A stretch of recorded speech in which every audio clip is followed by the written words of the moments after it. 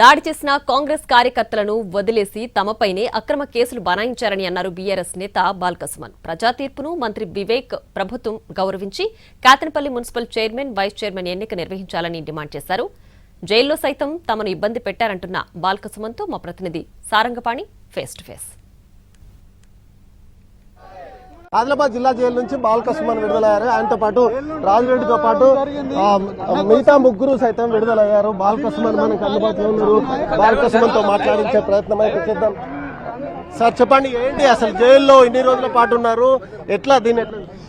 మంత్రి వివేక్ గారు క్యాతన్పల్లి మున్సిపాలిటీ ప్రజలు ఇచ్చినటువంటి తీర్పును పరిహాసం చేస్తూ ఆయన 22 వార్డుల్లో మేము 14 వార్డులు గెలిచినప్పటికీ కేవలం 7 వార్డులు గెలిచి ఎలాగైనా క్యాతన్పల్లి మున్సిపాలిటీని చేజిక్కించుకోవాలని కుట్రలు చేసిండు. ఆ కుట్రలు మేము బయట ఉంటే తిప్పికొడతాం కాబట్టి మా మీద అనేక రకాల అక్రమ కేసులు పెట్టి జైల్లో పెట్టిండు. నిజంగా రాళ్ల దాడి చేసింది కాంగ్రెస్ వాళ్ళు, లాఠీ చార్జ్ చేసింది పోలీసులు. కేసు వాళ్ళ మీద కావాల్సింది కానీ మా మీద అన్యాయంగా కేసు పెట్టి జైలుకు పంపించిండు. ముఖ్యంగా అదేమన్నా కంప్లైంట్ ఇచ్చారా? ఆ రోజు మున్సిపల్ కౌన్సిల్ హాల్లో జరిగిన దానిపైన డెఫినెట్ హైకోర్టులో రిట్ పిటిషన్ వేసినాము. స్టేట్ ఎలక్షన్ కమిషన్ కూడా కంప్లైంట్ ఇచ్చినాము. ఇప్పటికైనా నేనేమంటున్నా అంటే మంత్రి వివేక్ గారికి, ముఖ్యమంత్రి రేవంత్ రెడ్డి గారికి, మీ 16 రోజులు నన్ను జైల్లో పెట్టినందుకు మీ కడుపు మంట చల్లారింది అనుకుంటున్నా, మీ కక్ష తీరింది అనుకుంటున్నా. కాబట్టి ఇప్పటికైనా క్యాతన్పల్లి ప్రజలు ఇచ్చిన తీర్పును గౌరవించమని కోరుతున్నా. ఎలక్షన్ నిర్వహించాలని అంటే ఎట్లా నిర్వహించాలంటారు? ఇక్కడ పోలీసులు వాళ్ళ మీద నమ్మకం లేదన్నారు.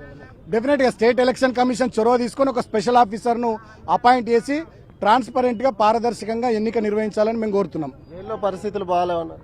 అవును, మొత్తం దోమలు ఉన్నాయి సారంగపాణి గారు, మీరు ఒకసారి పోతే తెలుస్తుంది. మొత్తం దోమలు, ఇబ్బందులు, చాలా కష్టమైంది. ఇక పై అధికారుల ఆదేశాల మేరకు వీళ్ళు వ్యవహరించినట్టున్నారు.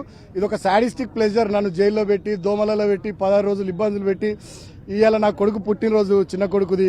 నిన్న హోలీ, ఈ 2 రోజులు కూడా జైల్లో ఉండి నేను ఇంటికాడ మా కుటుంబ సభ్యులతో ఉండొద్దని కుట్ర చేసిర్రు. సరే, ఇక వాళ్ళు ఏం చేస్తాం, వాళ్ళ రాజ్యం నడుస్తుంది. కేతనపల్లి వాళ్ళకి కావచ్చు, చెన్నూరు నియోజకవర్గం, రాష్ట్ర ప్రజలకు అంటే కాంగ్రెస్ పార్టీ చేస్తున్న దుర్మార్గాలు గమనించమని కోరుతా ఉన్నా. ప్రజా తీర్పును గౌరవించకుండా అధికారం ఉంది కదా అని చెప్పి పోలీసులతోని బలవంతంగా ఏదో రకంగా చేసి ఇవాళ క్యాతన్పల్లి మున్సిపాలిటీ గెలుచుకోవాలని ప్రయత్నం చేస్తూ ఉన్నారు, కుట్ర చేస్తూ ఉన్నారు.